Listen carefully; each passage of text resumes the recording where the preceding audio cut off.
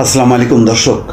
সেনাবাহিনীর প্রধান জেনারেল ওয়াকারুজ্জামান একটি বার্তা দিয়েছেন আন্তর্জাতিক জাতিসংঘ শান্তিরক্ষী দিবস উপলক্ষে।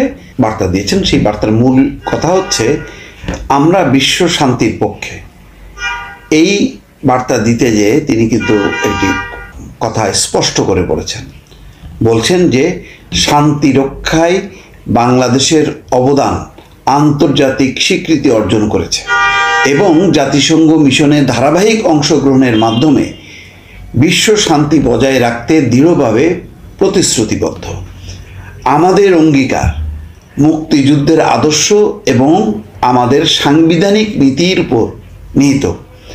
আমরা সবসময় বিশ্ব শান্তির পক্ষে থাকব। এই বক্তব্যের মধ্যে দুটি জিনিস, মুক্তিযুদ্ধের আদর্শ এবং সাংবিধানিক নীতি। কেন এই দুটি, এটা আন্তর্জাতিক প্রেক্ষাপটে তার এই বক্তব্য